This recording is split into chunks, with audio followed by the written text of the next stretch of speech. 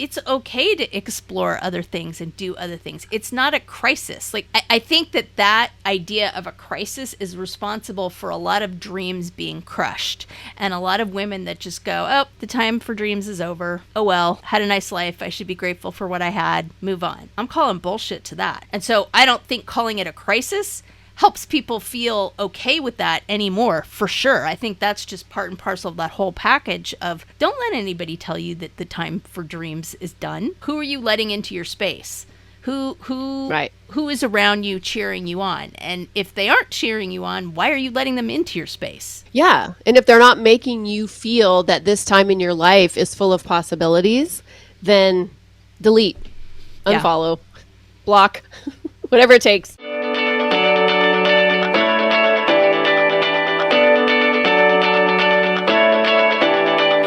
Welcome to Drinks with the Girls. Conversations for women over 40 around connection, change, and the power of female friendship. Living well with stories to tell. I'm Karen, and this is Lisa. We are moms and solopreneurs stepping into our own, diving into real conversations about things that matter to women in midlife. We're here to spill the tea on everything that affects women in their 40s and beyond. Topics like loss and grief, changing relationships, launching kids, menopause, and reinventing ourselves in midlife. We are here to tackle it all. Connect with us through a blend of our lived experiences, our friendship, the memory of our moms, plus a collection of real stories, honest conversations, and engaging interviews that will make women over 40 feel seen and remind them that they're not alone on this journey called life. Let's go. Hey friends, welcome back to Drinks with the Girls. This episode is going to be a good one because we are calling bullshit on the term midlife crisis. Oh yeah. Hate that phrase. Outdated, gendered, harmful. And wait, shocker. I know you guys are going to be shocked by this. It was coined by a man in the 1960s, and it pathologized what is, basically, for many women, a powerful time of waking up to lives that no longer fit. Because, of course, we're going to blame the patriarchy. You got that right. And I actually have personal experience of how this term was weaponized against me. But before we really dive in, I need to tell you, I'm so excited about what I'm drinking tonight. Our apricot tree is exploding. So I have no less than 120 apricots in my refrigerator right now. Holy crud. I know. I'm going to make jam. I'll call you. I'll talk you through it. I might be doing that. But instead of jam tonight, I made an apricot cocktail. I actually muddled the apricot. I added a little bit of honey. I even got my cocktail shaker out that I've never used before. And yes, I got it all chilled, and then I poured it in with a little bit of vodka and some club soda. So it's delish. I'm telling you, women-owned cocktail-making companies, spirit-making I found a bunch, we're coming for you, that are women-owned spirit companies, like our beloved Vino Disco. So we're coming for you. So Love it. What are you drinking? I'm drinking an Arbonne Special. I got a blood orange fizz in here with a Mind Health. That's a cherry lime flavor. Because we're all about brain health in my family right now. So, and it's also stupid freaking hot here. It's like 96, and where I am right now doesn't have air conditioning in this room, so I've got a fan like blowing on me. So it's either going to make me look all windswept or just I'll be dripping in sweat by the end of this episode. So stay tuned, those that are watching us on YouTube. You never know what's going to happen on Drinks with the Girls. That's hotter than Southern California. Yeah. Yikes. Yepper. So Lisa and I are of the opinion that the term midlife crisis needs a rebrand. So what if midlife is actually a time of a renaissance, a reimagining? And I particularly like the word a reclamation, but a remembering of who you are after decades of doing what everybody else needed. Yeah, and we've talked about this before, but what research shows is that women in their 50s, right, and you 40s girls, you're coming up hot on that, report more happiness, confidence, clarity. Aging isn't about becoming invisible. It's about becoming undeniable. Oh, I love that. So today we want to ask the question, what if our youth, our 20s, our 30s, was actually just the warm-up Like, what if midlife and beyond is actually the freaking main event? Like, it's not a crisis at all. It's a renaissance. It's a revival. It's a chance to finally get honest about who we are and what we want. I like it. So I think that whole midlife crisis term, because it was coined by the patriarchy, conjures up images of people like buying an expensive sports car, running off to Bali. I mean, no shame if that's your jam. Like, we support that. But it really is about what's really going on under the surface when women hit midlife and beyond. And I think, I mean, let's be honest. It's when you hear the term midlife crisis and you think about somebody buying a sports car or running off, you don't think of women doing that. Sadly. So I think for us, we need to figure out, first of all, what do we think about the term midlife crisis, and what is our definition of it? Because I have a lot to say. I have a lot to say about it, but we'll get there. I mentioned this in the intro, but the term midlife crisis was coined in 1965 by a Canadian psychoanalyst, of course, Elliot Jacques. And I feel like, okay, hold up. I feel like we need to do our typical patriarchy disclaimer, okay? We are not men haters. We do not, like, hate all men. Like, this is not, like, you know, some radical feminist, like, craziness here, right? We love men. We both love men. Okay, we're just talking about the toxic masculinity bullshit part of the patriarchy. That's our focus. So I feel like I need to be upfront about that. Thank you for the PSA. And, you know, I think too, and I'm going to mess this up probably because I don't remember her name, but in the 70s, a woman who was an author took the term and then she made it a little more friendly for midlife women. But what she did was she talked about different crises in different age groups. So like in your 20s, your 30s, your 40s, your 50s. So she looked at the midlife crisis more as a time of like discovery and curiosity. So she kind of put a better spin on it. So that's better than what Elliot did. He was talking about middle-aged men who are confronting mortality, career regrets, fear of aging, that existential dread, and then it got put on us. Well, and I can't remember. Oh, I know what it was. In Brooke Shields' book, we did a review of her book, and it's really good. And she was saying, actually, what the research shows is that same time that supposedly men are falling apart is actually a time when women are really happy and getting it together. So that was really co-opted and just slapped on us with some Mod Podge and shellacked us to the floor. Really, it's the research does not bear that out, that this is a time of crisis for women and they're just like falling apart. It might be a time of change and rebirth, but that's a good thing.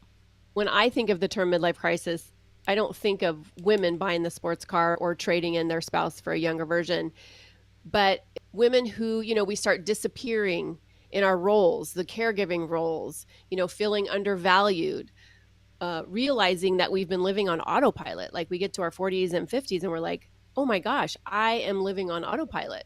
But society has kind of pathologized this term for us, and it's actually a very powerful season of transformation. This is a really personal kind of idea for you because you went through this big change and rebirth in midlife. And I'm sure there were times when you felt like it was a crisis, but you also talk about that time as a time when you like figured out who the hell you were and changed your life for the better. So I guess, you know, midlife crisis in terms of what it means to you, I think is very much in that mold, but I don't want to speak for you. So tell me. Yeah. And I mean, honestly, it wasn't a midlife crisis. It was like midlife. It was like, it happened more than one time where I would get to this point in my life and it's like, I didn't feel like I was living my life. And I had to pivot and I had to, you know, make different changes. My name is Karen Shatafian, and I am a shameless coffee addict and empowerment coach for women, and my love language is authenticity. My mission is helping women unapologetically design a life they're in love with. Because what the hell are we waiting for? My website, KarenShatafian.com, has all my coaching packages and free offers like my Midlife Reclamation Guide. In it, you'll find tools to help you decide how to create the most inspired and empowered version of yourself and your life. You can find me on Facebook and Instagram talking about ways women can show up for themselves after decades of showing up for everyone else. Join me as we throw off the shackles and live our best freaking lives. See the show notes for all the details. Cheers. And I really struggle with the term midlife crisis because it just has this negative connotation. After, working with women for so many years, I've kind of come to terms with the term midlife crisis. And not that I love it, because I still think it needs a rebrand, but it also is kind of a fucking crisis for us because we have gotten to this point after decades of putting ourselves last and sacrificing and holding everything together and doing all the things. So then we get to our 40s and 50s, right? We have more money, probably. We have more time, a little bit, maybe. And we have more confidence. And so we are ready to actually live life according to our terms, but we feel like we're doing something wrong because of the good girl conditioning and because we've never been allowed to or felt like we've been allowed to really prioritize our needs and our wants. So midlife crisis, although it needs a rebrand just because I think it has such a negative spin, because what do you think of when you think of a woman going through a midlife crisis? Oh, she's going crazy. She's losing her mind. That's what needs the rebrand. And frankly, it's pejorative for men too. That is not a nice term. It isn't describe oh, they changed their lives for the better. It's whether it's a woman or a man, it's oh, they went crazy and did all this stereotypical stuff and blew up their marriage and bankrupted them. I mean, there's nothing nice. Yes, I totally agree with you. And also, when you think of a woman in a midlife crisis versus a man in a midlife crisis, I still think when you look at that, women having a midlife crisis is looked at more negatively. When, men, he went out and bought a Ferrari, or he, left his wife, Yeah. I mean, it might be negative, but I don't think the consequences and the branding of it are negative. It's the same kind of vein as when men get older and get gray hair, they're distinguished. Women just look like hags, right? So we're not cut nearly as much slack. That's for damn sure. Yes. That is the point. And so that's why I think, this episode, at least for me, is I just want all of us to be able to look at the term midlife crisis as a positive thing. Yeah. Because it kind of is a crisis. It's I don't know how to prioritize myself. Yep. I don't know how to ask myself, how do I want my next chapter to look? Because I've never been allowed to do that. So It is kind of an internal crisis, and also has the potential for incredible growth, transformation, and happiness, really. What do you think? What does midlife crisis mean for you? I've had such a different experience just in terms of the kids I'm parenting and kind of what I'm dealing with. And so everything kind of gets seen through that lens, right? So it's not that I haven't gone through it and wanted to prioritize myself and change some stuff, because I have. But I feel to a certain extent it's lesser because I'm never going to have an empty nest, right? So it's just a different kind of piece. But I'll tell you what I have gone through is this idea that oh, she's a bitch and she's too powerful and, she needs to know her place and that kind of thing. So I kind of feel that's part of the same crate of bad apples. It's just all of a sudden I'm speaking up and da-da-da-da. And it's that I have definitely seen the flack for sure. Well, and I think that's how it gets weaponized against us. Exactly. I experienced that in my divorce, and it was menopause's fault and it was my midlife crisis's fault. That's why I wanted the divorce. So I think it's extremely common for people. Well, I don't want to say extremely common. I don't know. It was common in my experience. Well, that's guaranteed to make you come running back, huh? Probably nothing you didn't think at the time, man. We're moving on. So excuse me if my hackles raise when we talk about midlife crisis and menopause. I'm fine. It's all fine. Anywho. So I think there is potential for the term midlife crisis to be used against women. And I feel like that, again, the purpose of this podcast is for us to be able to kind of draw a line in the sand and say, nope, not anymore. This is what midlife crisis is for me. And if you try to bring your bullshit my way with it, it's not going to happen. I found this interesting is that a Harvard study found that happiness dips in your 40s, but then it climbs steadily in your 50s and 60s. And they call it the U curve of well-being. And I feel like this is true because the women that I talk to in their 60s, they are freaking thriving. Like they are just not looking back. And I'm so excited, for that. Yeah. I think I'm almost positive that was the study that Brooke Shields quoted in her book.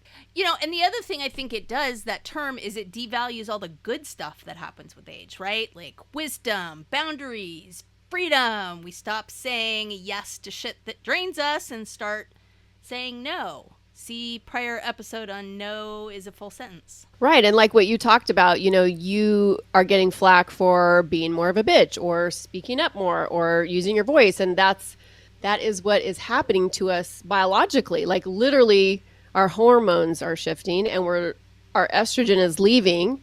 And guess what? The estrogen is the people pleasing hormone. So once that exits stage left, we start speaking up and using our voice, and people don't like that.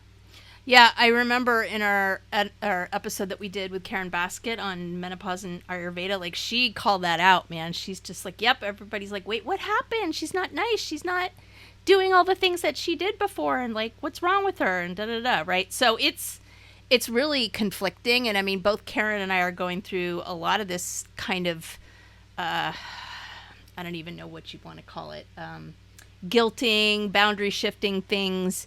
And we're going to talk about that in our caregiving episode because, when it's your own family that does it, yeah, that's a whole thing. So stay tuned for that. So, okay, we're not going to call it a breakdown. We're not going to call it a crisis. We could call it a breaking open. I like that. It's a turning point, right? It's an invitation. Hey there, I'm Lisa Coricella McDowell, your midlife Pacific Northwest princess, here to guide you in the art of next leveling your life. I'm passionate about women's health and wellness in midlife, especially for moms parenting kids with unique needs like I do. I truly believe we can learn, grow, advocate, and care for the planet while taking care of ourselves and our families. And I'd love to help you do the same. And I'm beyond excited to tell you about my membership for maxed out mamas just like me, the Empowered Parent Collective. It's a space for parents to confidently advocate for their kids, build inclusive communities, educate themselves, and find balance and support along the way. To find out more about the Empowered Parent Collective, my classes, wellness offerings, parenting tips, advocacy resources, and exclusive Drinks with the Girls goodies, head to nextlevellifewithlisa.com. Let's survive and thrive in the messy middle together. So here's a question for you, Lisa, and for you listeners. As we look at, midlife, not so much as a crisis, but as an invitation to really get curious about what's next. What are you starting to, or what do you hope to give yourself permission for in your next chapter?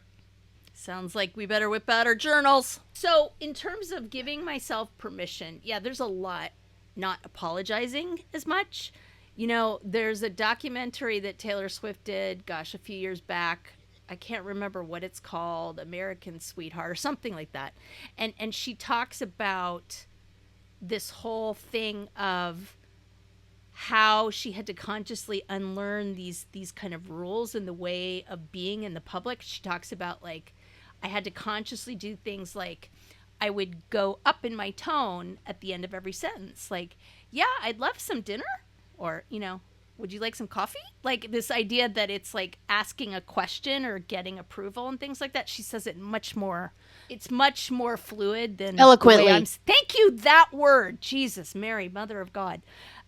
In the documentary, but she really talks about having to kind of unlearn that stuff and be really purposeful in not feeling like she had to apologize all the time. And I mean, good for her. She was learning that in her late 20s and early 30s. It took us another 20 friggin' years, so that was a big waste of time. You want to know what I'm giving myself permission for? I probably should have asked you that. Karen, what are you starting to give yourself permission for? Okay, and I don't even know if I'm going to be able to explain this right, but it feels I so did such empowering. A great job sounding like I knew what the hell I was talking about, so please. I am giving myself permission to just not do the things or say the things that people expect. I am I am okay if people misunderstand me, if I disappoint them, if I say something that maybe doesn't land, not in a like, oh, well, I'm just going to be I'm just honest, not in that kind of a way, not in like a hurtful way, but just in a, look, this is my boundary. This is what I will and will not put up with moving forward in any realm, whether it has to do with cooking dinner or, something bigger in life. Yep. But yeah, I'm giving myself permission to just be okay with what literally is in my gut, in my heart. Yeah. And I think I'm reaching for that. I think my issues when it comes to family members, close family members, that's the part that I'm really, really struggling with right now. But save that for another juicy episode. There's definitely a learning curve on that one, let me tell you. And nothing strengthens that muscle more than doing it with your family. Yeah. It's definitely diving into the deep end. If you can do it with your family, you can do it with anybody. Seriously. There are women out there showing us how it's done, showing us how we can actually rebrand midlife. And some of them, for me, we'll start with one of them, Naomi Watts, the actor Naomi Watts, she started a menopause wellness brand called Stripes in 2022. And she was 54 when she launched it. So if you think that, you can't reinvent yourself in your 50s, you're wrong. And she just wrote a book on pro-aging and the things that she wished she knew in menopause.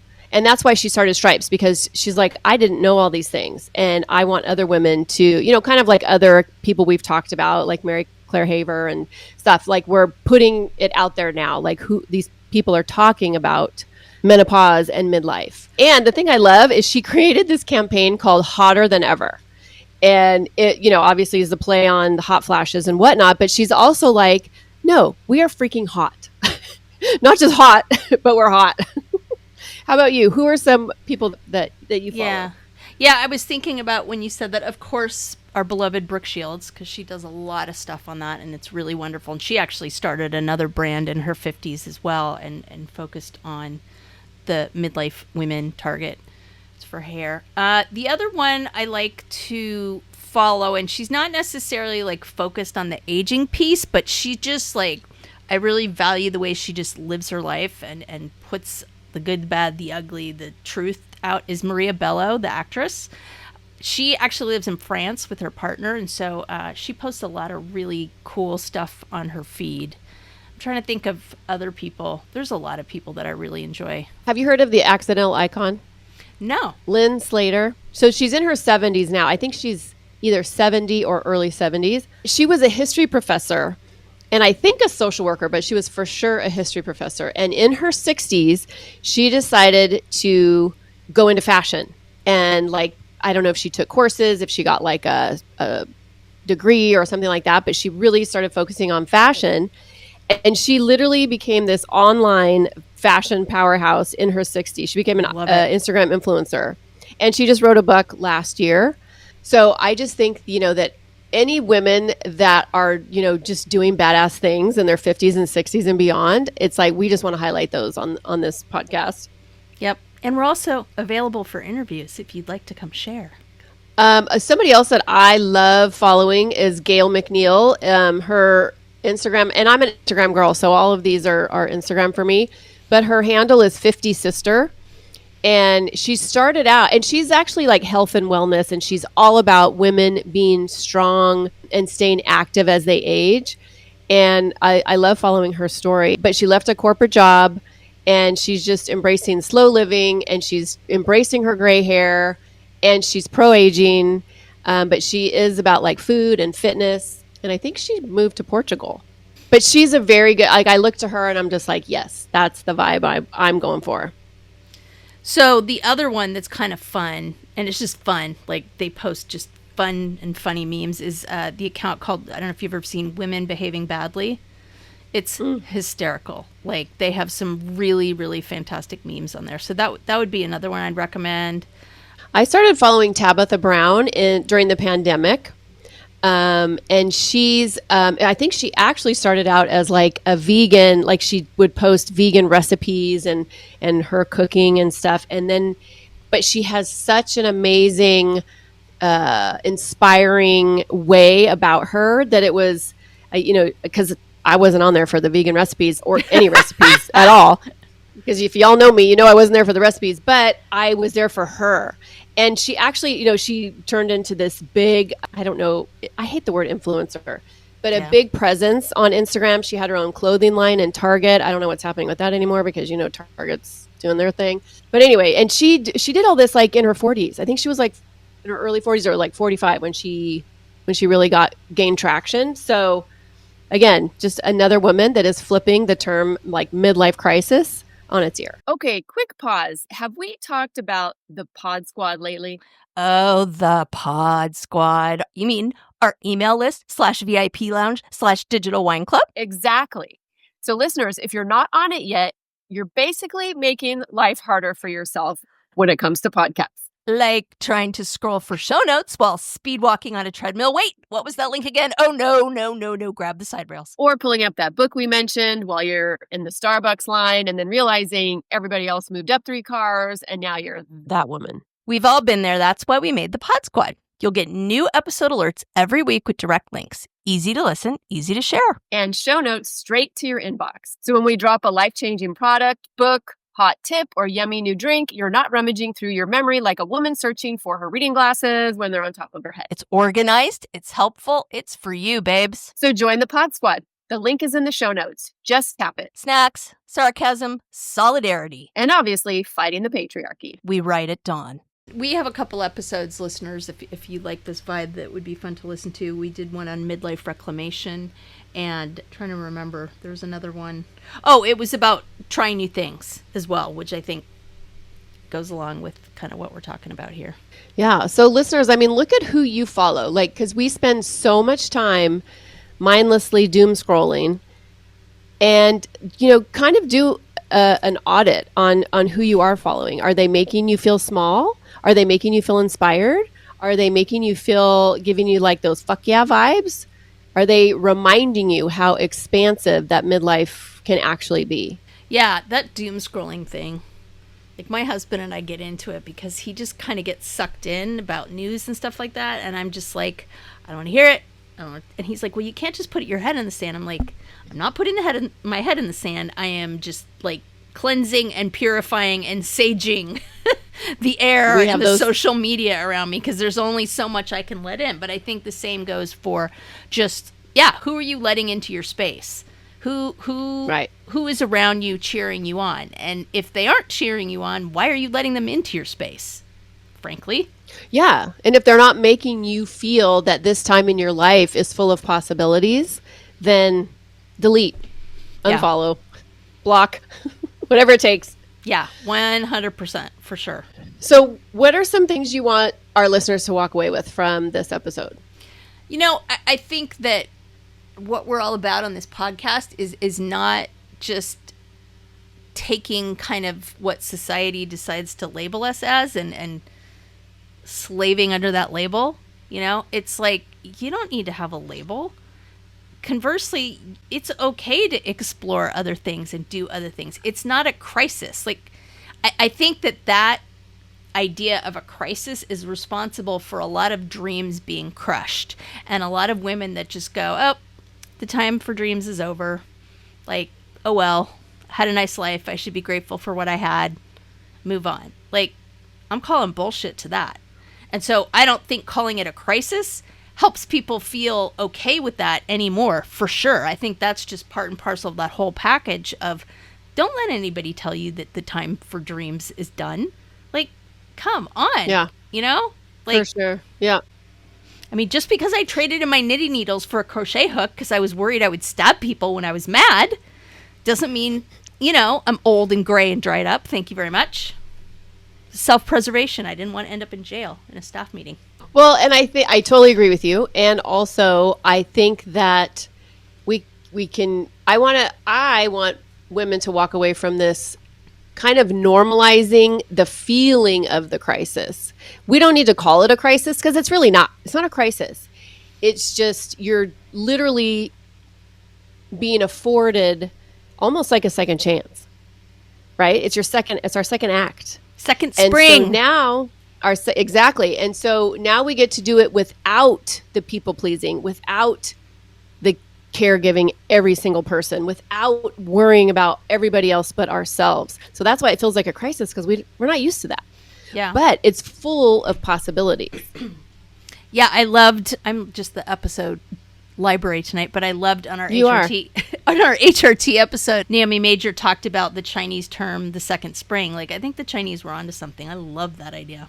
Because They were frankly, definitely.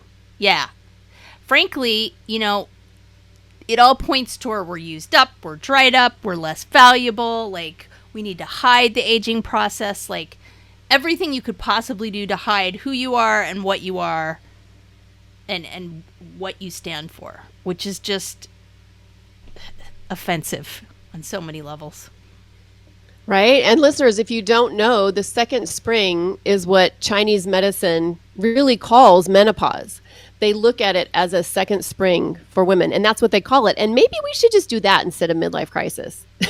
I vote second spring with second spring, because it's a time of rejuvenation, a time of renewal, right? It's not this terrible, thing to dread. It's like Lisa was saying, we're not dried up, we're not used up, we're not less valuable. We're literally just stepping into this new version of ourselves, which, by the way, is actually more fucking powerful. And I Just think saying.